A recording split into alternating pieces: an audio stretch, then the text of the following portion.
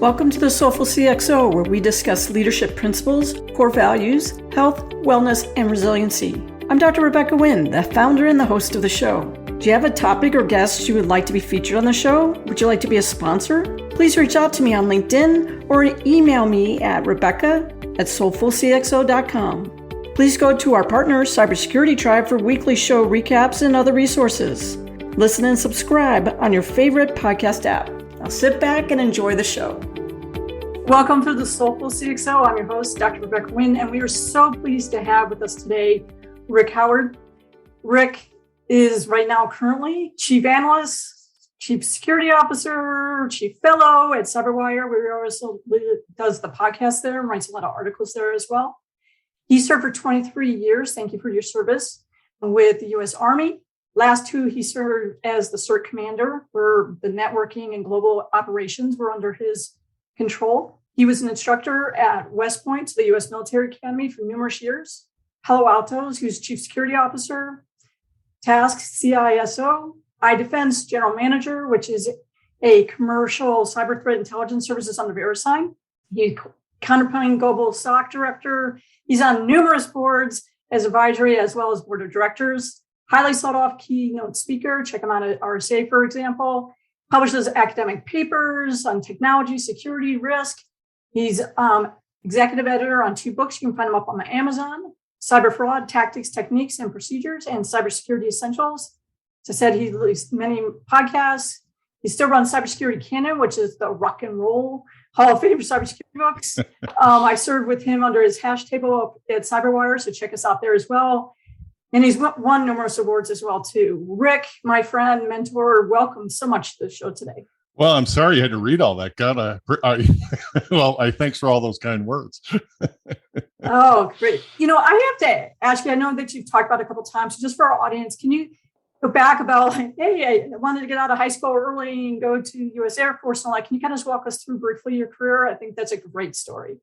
I grew up in South Dakota, and the main job you get there in my little hometown was gold mining back in the day. And I knew I did not want to do that. The only ticket I had to get out of there, because we weren't poor by any means, but we weren't rich either. So going to college, I was going to have to do that on my own, and I couldn't afford it. So I joined the service in the early entry program, and joined the Air Force because I didn't know any better. Right. And then I got this opportunity because if someone pulled some strings for me, somebody who took care of me, Helen Morganti, right? She liked me for some reason. I wasn't a great student. I wasn't anything like that, but she took me under her wing, and she orchestrated an appointment to the U.S. Army's preparatory school, which is a school designed to get enlisted people ready to go up to West Point to become officers. So the whole purpose of the program is to update your math and English skills so you can do well at the school. And, I had no business getting that, but she did pull those strings for me. And so that's how I got in the U.S. Army. That's how I got to go to the West Point to become an officer. So, yeah, thank you, Helen Morganti. Yeah, I think that's great. By the way, I've done a stint up at West Point as well, too, way after you. I did the medical treatment facility upgrade up there. Love it. Oh, did you really? I did not know that, or at least I forgot about that. Yeah, you were at Fort Belvoir. I did the new community hospital from the ground all the way up. So yeah, when I was looking at this, you and I crossed paths. I was just crossed so many years after you, doing everything I was doing for the U.S. government under NCI information system. So again, thank you for your service. No, thank you.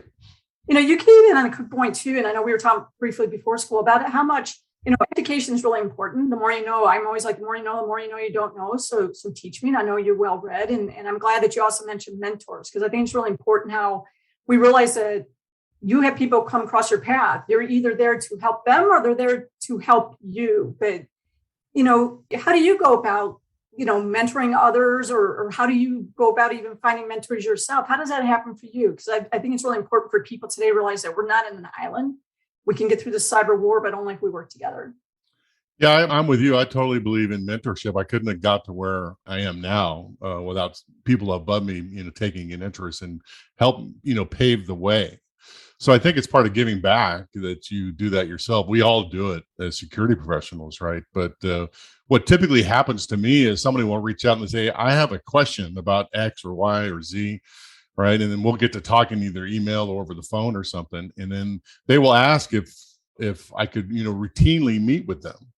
And which I love to do, because mostly when they're younger folks, they have a fresh new perspective on things. And you talk to old people like us, we're kind of set in our ways, right?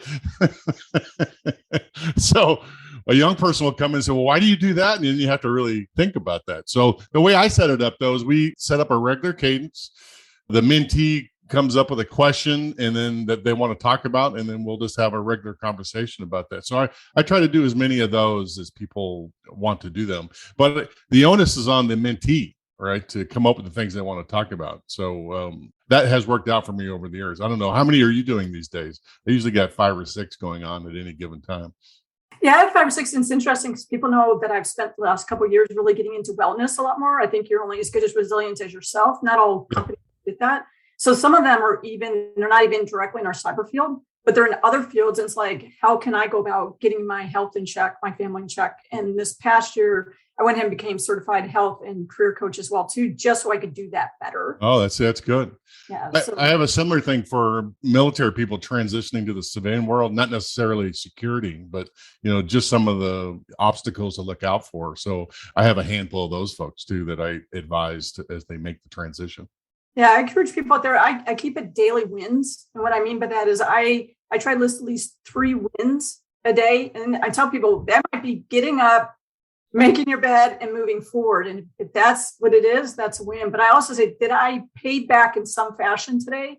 Did I add value to someone's life? And I tell people that could even be just someone's having a hard day and you're just saying, hey, I really do appreciate you're doing great. Maybe it's helping with the groceries, but did I do something to add value? And you can do that beyond your field and have a very positive ripple effect. And I think that's also very important to do. Well, I get a lot out of it too. Like I said before, one of the things you have to do in our career is network and communicate. All right. And so especially when you're talking to newbies who are asking, general questions, they'll challenge you on things and go, oh, maybe I don't really know what I think I know about that. So it absolutely helps me get my thoughts together. And how do I explain that? And I think you and I've talked about this before. One of the best skills you can hone is to communicate really complex ideas to smart people, but who are not necessarily familiar with the idea. So if you have that kind of a skill set, you will do well in any field, but especially cybersecurity. Yeah, I talked on another show of mine. I said one of the things that I did just to get more used to speaking and speaking a little bit more concretely, it might seem like I don't always do that, is I did Toastmasters. I like it when they go, hey, it's a really cheese on the moon. Go, you got 30 seconds to convince us yes or no. What did you do? I also took critical speaking and public speaking and critical thinking in college. What did you do to try and help yourself in that area? Well, a couple of things, right? One is just go do it. Go speak, right? There's 1,000 cybersecurity conferences going on at any given time, and they're always looking for people to speak. Come up with an idea, have a fresh idea, and figure out how to communicate it. So when you do 10,000 hours, Max, Malcolm Gladwell, you start to get good at that kind of thing. But I will tell you also, all right, is part of that hand in hand is being able to write. Not write the novel like a Stephen King novel or something like that, but you have to be able to communicate what you know to people that don't know what you know in writing. So you have to practice. You just don't do that on the fly, right? And so the way I started doing it was writing book reviews for books that I like, not just security books, but any kind of book, right? Whenever I finish a book, I always take the time to write down my thoughts so I can remember what the hell I read, 10 years from now. And that helps me hone the craft. But for people just starting, there's lots of places you can put your thoughts. Like LinkedIn they'll take anybody. You can write your essay on whatever you want to write about. And that helps you, practice your craft. So writing and speaking, you just have to practice them. No, I absolutely agree. I keep a notebook myself. And so every time I'm reading a book, I'm like, whoa, that was poignant. Yeah. That's poignant, but this is how Rebecca would say it. And so I focus on that.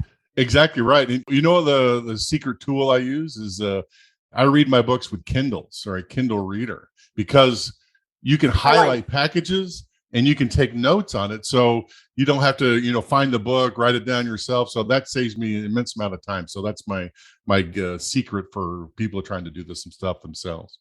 That's excellent. And I tell people, you always have to remember too, if you're going to communicate, and I know you did this even on your bio to me, even though I changed a little bit, is Do you need 100 words? Do you need 144 words? Yeah. 250 words or 500 words? And that's good practice as well, too, on how pithy do I need to be in my communication. You know what helped me too on that too is I know people don't like Twitter, right? But if you can convey a really complex idea on a Twitter line, you're pretty good at this. All right. So, and it's really hard to do, right? How do you convey a really complex idea? And what is it? 120 characters? Whew, that's hard to do. Yeah. And just because you mentioned LinkedIn and sometimes you have to pay attention to your audience and give them a break. I usually do a lot on privacy and security, as you know, because I always take CyberWire. It's interesting how I just did a duck and a dog helping a duck up. And all of a sudden, like the biggest hits I've had in the last 2 months for some reason. I do have a recommendation for a book. If you're struggling with writing and you don't know how to do it, one of my favorite authors is Stephen King, because I like horror stories, right? But he wrote a book called On Writing, and he talks about his craft, and if you like his stuff, he refers to his books and his movies as he's writing the story, right? But he tells you about sentences and passive versus active and what you should be trying to do, and it's just very enjoyable. I hand that book to any newbie coming into my organization. Oh, awesome. Thank you for that. When we talk about communication in the workplace, one of the things my pet peeve is, and anybody who works with me, is keeping emails on topic. What is the subject line? What are they looking for, their information? And then if you're going to be changing topics, write a new email. Yeah. How do you coach people and how do you feel about, unfortunately, bad practices or really getting into the communications within business? Well, I'm pretty strict about that kind of stuff, especially, if you don't tell me what you want me to do in the first line, I'm not reading that thing. All right. And so if you want me to make a decision about something, you better tell me what decision you want for that. I'm an old military guy.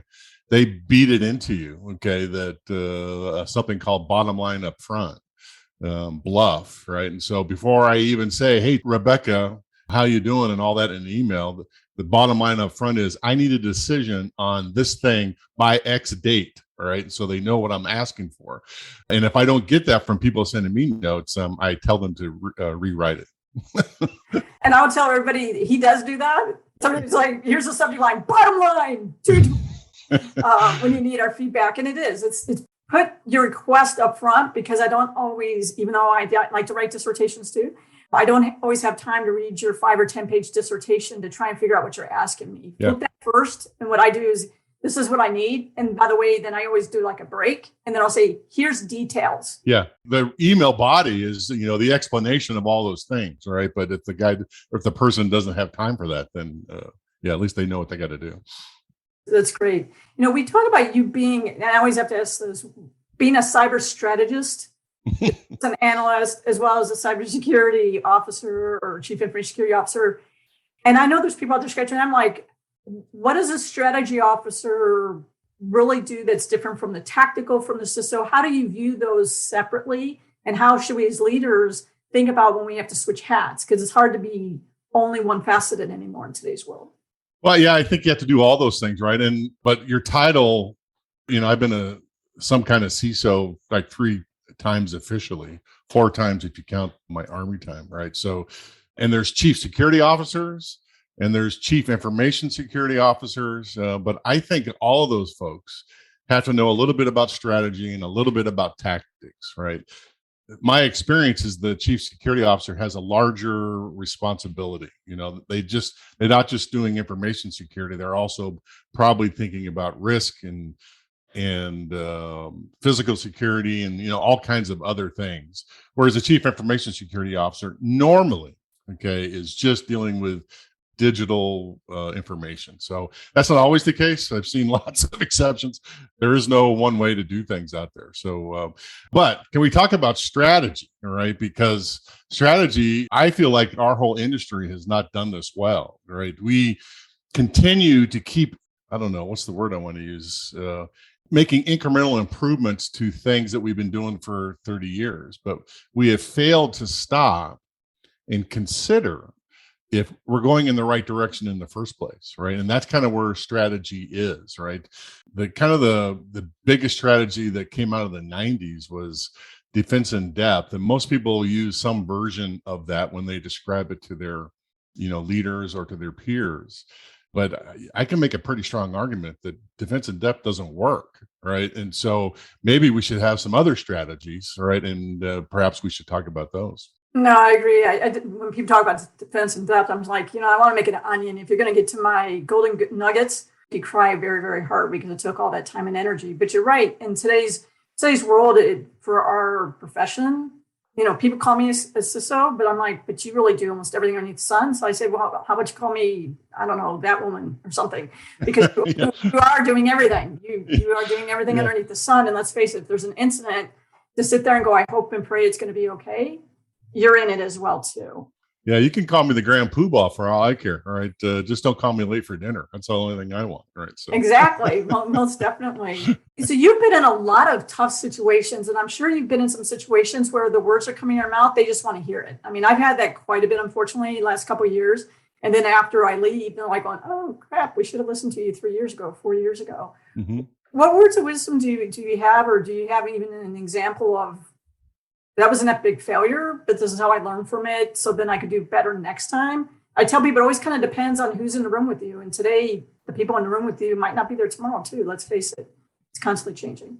Well, I can tell you an old IT story, and talk about, you want to mention leadership skills, right? This is back when I was a young captain, and I was teaching at the military academy, but I was also in charge of the network and IT stuff in the electrical engineering and computer science department. So I was in charge of all that networking stuff.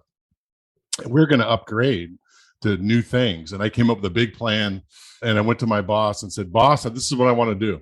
And he gave me that, the horn growing out of my head kind of a look, right? And he had some questions, and he said, are you sure you want to do this? And I said, absolutely. This is the right plan. To his credit, okay, he let me do it. And it completely failed. It burned it. I mean, it was just a disaster, right? And when I went to him and told him, hey, boss, I failed here, he did not, to his credit, do the I told you so kind of thing. He just said, okay, what did you learn? And how do we fix it from here? Talk about a leadership example, right? To say, we're going to make mistakes. This is a very complex field in whatever you're doing, okay? It doesn't have to be security only, but you don't have to be perfect everywhere. And leadership helps their underlings provide direction, give them resources, and support them as they move out, try to execute some of these plans. And boy, I learned that early with that boss, and I really appreciated it.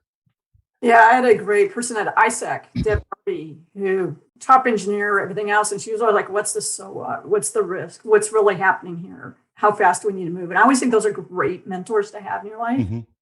But as we talk about CISOs too, and the fast pace that's changing right now, one of the things people ask me is, how come CISOs change so frequently? I said, it's not always that you want to, but sometimes you just realize that, you're pushing the boulder uphill, and you're the one who keeps getting smashed by it over and over again.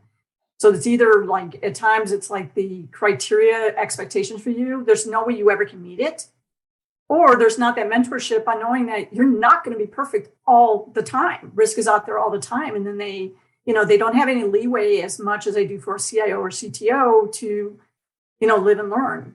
What words of wisdom do you have for people who are trying to put up with that? Or how do you even think that we needed to change that conversation? Because people do talk about that. People are spending out 15 months now, sometimes even earlier because of that, with lack of support.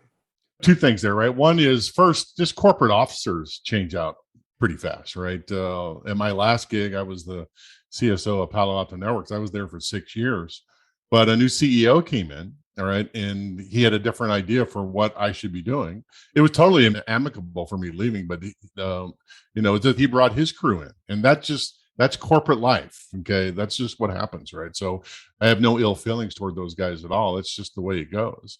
But more specifically for cybersecurity, I think we've done ourselves a huge disservice on how we've described security to our leaders. And so they're confused. They don't understand what's going on. We made, when you and I were starting, our community made the point that cybersecurity was somehow different, that, information security risk was somehow different from all the other risks that the company leadership has to deal with. And it's just not so. Okay, it just isn't, all right? But we didn't learn how to communicate with senior officers about risk and how it would affect what they're trying to do and their overall goals. So for us, the way I've approached it is try to capture the security posture of the organization in terms of risk that senior leaders can understand. And by the way, our community is really bad at this. We totally suck at it, and we could really use an upgrade for sure. Yeah, I tell people I use the COSO framework quite a bit, just trying to think about humanistic, financial, as well as technology and different impact. But I'll tell you, I've been in a lot of organizations that look at me cross-eyed when I do that as well too. You're right. They're not used to us having that conversation. Yeah. Find out that some of the other groups, maybe they really glossed over because now they realize that there's another person who's actually trying to get into that conversation. Mm-hmm. I have this notion that we should be talking about material risk, because not everything cyber related is material to the business. If some hacker group comes in and steals the menu for the local cafeteria, who cares? All right, it's embarrassing a little bit, but didn't really impact the company. That's not something we should be spending a lot of resources on. However, if some hacker comes in and changes or steals the source code repository for our secret sauce product, that's material. All right. And so if we could talk to business leaders about what is and isn't material and convey it in a way they can understand, that is a more pleasant conversation. All right. It's also, by the way, it's not an on or off kind of thing. Okay. If you in the old way, if you get breached, I failed. All right. But in the new way, you tell the leadership that, there's a 30% chance, all right, that your source code library is going to get impacted. Are you okay with that? Is that inside your risk tolerance? And if it is, hey, that's good. You don't even have to go to the next board meeting, all right? But if they don't like that high number, then you can come back to them and say, oh, you can reduce that number by new people, new process, new technology, right? There's lots of ways we can reduce it, but the culture has to be able to accept it. Yeah, I was consulting with the company just right here a couple of days ago. And one of the things they were, obviously their cyber strategy and what was going on before this new CIO came on has to take a look at it, because it's pretty honest with you, it's kind of crazy. But they said, oh yeah, by the way, we had a pen test. And I said, what was tested? What was the scope? And they said, well, we have this many endpoints and this many printers, all that kind of stuff. And I said, yes. I said, did they just test that it was on? Because that would be a pen test too. Was it on or off? And that's the other thing too. I don't think we always have clarity on if we're going to test something, if we're going to do something, why? What's the so what? What is it more than just a checkbox? Cybersecurity training should not be a checkbox, for example. How do you usually deal with those type of attitudes on how do we just security compliance and privacy off our back? Not that we want to make a change to the culture. Well, I mean, I'm probably in the minority here, but penetration tests are not the first thing I'm going to reach for. They're not that useful, right? In the old days, when we had to convince leadership that there may be an issue, just to show them some success. But today, you can look at any news headline and show that hackers are having success out there. So that isn't useful. There's like 20 other things I would rather spend time on to get those right than to do a penetration test up front. I just don't need it. Now, when you get all those 20 things done, craft a penetration test to see if they can, those guys can penetrate what you built for them. Okay, that might be useful, right? But man, there's a lot of work between A and B there. Same thing for me, and I'm also a naysayer in this is security awareness training. Good Lord, all right. That's blaming the victim. If your security program is based on grandma, okay, not clicking the link, you're going to lose that one, right? We should do all kinds of things before grandma has to decide. I'd not want grandma, right, looking at, URL headers and email messages, trying to decide if she should click on them or not. Now, that's over exaggerating. I agree that there's some just awareness training just to be aware of stuff, but that should not be your frontline thing, in my opinion. What do you think about that? Yeah, I don't like it either. I tell people I don't like to send people to training hell. And if I'm going to go ahead and explain something, let's make it interesting. Hey guys, you hear about this? Come listen to me and let me tell you what's going on and how they're getting caught, right? Yeah. To make it a little bit more interesting. But I tell people it's really points of reminder, and how can you make that as creative and light as possible? Can you do it through a funny screensaver? Can you go ahead and have a great talk on something that's hitting the news right now that people are wondering about? And then you can go ahead and remind them of a great point. But you're right, it's the human. And so humans are going to be humans, and other humans are going to be creative to get the humans. So, how can you trap that click that it doesn't go anywhere else? How can you sandbox it? How can you do things along those lines? You don't want to be sloppy, but you don't want to punish them for being human, in my point of view. I agree. I mean, we've been doing this stuff since the early 90s, right? We can't protect those people from those kinds of things. That just shows you where we are as a profession here, right? I agree they should know not to click on links they don't want to know, but that's about as far as I'm willing to go with that. As a security program, the one that I build, I want to protect my users from all of that stuff. And I tell people the same thing goes when they say, did you have your annual business continuity test? Did you have your annual incident response test, disaster recovery test? I'm like, well, we have an incident response and disaster recovery all the time. It's not a plan.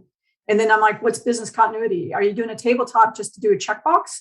Are we doing it actually to walk through so then we can come up through with a playbook or several playbooks? And then we're used to being able to at least not have that panic mode when that event happens. If so, that's a good thing. But if it's just a checkbox, I've never been up on checkbox security, privacy, or compliance. My favorite example of who does this well is the Netflix Chaos Monkey architecture. Have you heard this before? Do you know what those guys do? There's a couple of the Netflix and Amazon Primes where they've kind of talked a little bit about how they're doing that, but not in detail. Can you explain to us in detail a little bit more? Yeah, so about 10 years ago, they on purpose wrote code. This is Netflix now, all right, that would destroy pieces of their infrastructure on purpose, all right? That sending the message to their developers that they would have to withstand routine outages, right, all day long. That's a lot of, can I say curse words here? That's big balls, all right? I would never do that, all right? But that is taking it to the extreme, all right? That they continuously practice recovery operations and resilience every day because they know something's going to fail every day, right? And by the way, it seems to work because I get to watch Witcher, the latest episodes of Witcher, and I never see any kind of outages in there, and so it must work for them. That's great. I can't think of any company that I've ever advised that would say, "Sure, go ahead and do that." Yeah, go ahead. Yeah, destroy your operational network just so you can have more resiliency. Yeah, I don't think anybody would do that, but Netflix, love those guys. Yep. Well, our time is running short, and it's been awesome. How do people get a hold of you? How do people go ahead and get your newsletters, your podcasts? How did they get a hold of you to Keynote? What's the best way to get a hold of you?